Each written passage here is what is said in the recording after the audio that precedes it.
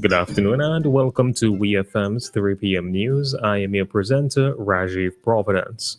First, on the local scene, British financier and One developer Ian Wace is publicly backing Prime Minister Dr. Ralph Gonsalves and the Unity Labour Party ahead of the November 27th general election.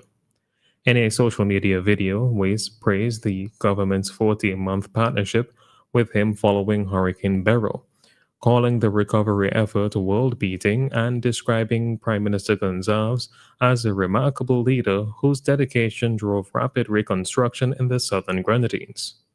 His comments come amid tensions between the government and Italian billionaire Andrea Pignataro, whose major land leases on northern Canouan may be revoked due to what the administration says is poor development and limited local benefit. Wace aligned himself with the government's stance, saying the Southern Grenadines needs investors who share the community's values. He warned that a change in government could stall plans to reclaim and redevelop those lands, urging voters to come out and vote the right way for the ULP and Dr. Gonsalves. 12-year-old Hadassah Oliver of the Girls High School has earned a bronze award in the 2025 Queen's Commonwealth Essay Competition. The Beckway student impressed judges with her story Through the Garden Door, written under the theme Our Commonwealth Journey. Oliver competed in the junior category for writers under 14, drawing inspiration from the prompt about discovering a secret door into a favorite book. This year's competition saw over 53,000 entries from nearly 900 schools across 54 Commonwealth countries, with judging led by acclaimed authors Sir Ben Okri and Imtiaz Dhaka. Her achievement highlights the creativity of young Vincentian writers and brings pride to Beckway, St. Vincent and the Grenadines, and the wider Caribbean. Still on the local scene, Prime Minister Dr. Ralph Gonsalves says his government has officially asked the United States to grant visa waiver access to Vincentians traveling as visitors. Speaking at a ULP meeting in Beckway, he revealed that the request was sent in a letter to then U.S. Secretary of State Marco Rubio back in April.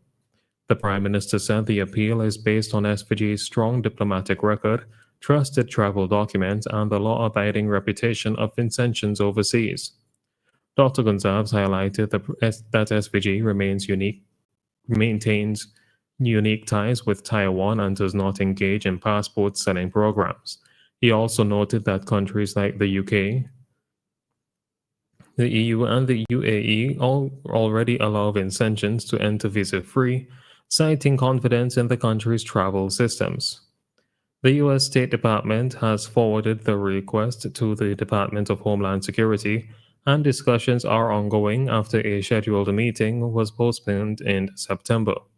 If approved, the waiver would make travel to the U.S. easier and cheaper for Vincentians and strengthen ties between both countries.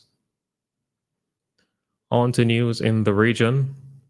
ExxonMobil Guyana says daily production in the Stabroek Block has climbed to 900,000 barrels per day. The company credits the increase to the recent startup of the Yellowtail project, Guyana's fourth offshore development, which has already reached its average output of 250,000 barrels per day. Exxon and its partners Hess and CNOOC have invested more than $60 billion across 7 projects in the Stabroek Block, including Uaru, Whiptail, and Hammerhead.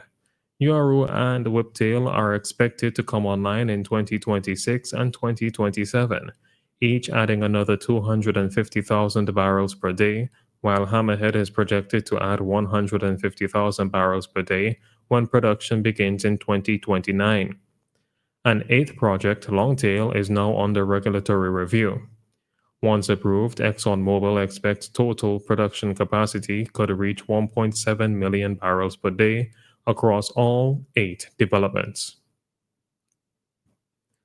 Police in St. Lucia are investigating a disturbing discovery where what appeared to be the remains of a fetus were found buried in a shallow grave on November 13th.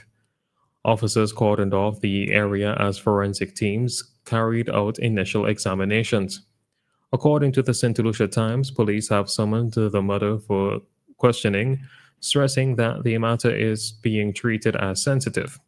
The case has been assigned to the Vulnerable Persons Unit, which handles incidents involving children and other at-risk individuals. The discovery quickly fueled a discussion across social media, but authorities have warned the public that a widely circulated photo claimed to show the infant is fake. Investigations are ongoing. Finally, on the international scene, Swedish police say several people have been killed and injured after a bus slammed into a bus stop near the Royal Institute of Technology University in central Stockholm. The circumstances of the deadly crash remain unclear. A police spokesperson confirmed that the bus driver has been arrested and a manslaughter investigation has been launched as part of standard procedure. It is still unknown whether any passengers were on board, and officials have not yet released the number, ages, or genders of the victims. This has been WeFM's 3 p.m. news. I have been your presenter, Rajiv Providence. Join us again at 5:30 for WeFM's evening news, and we thank you for listening.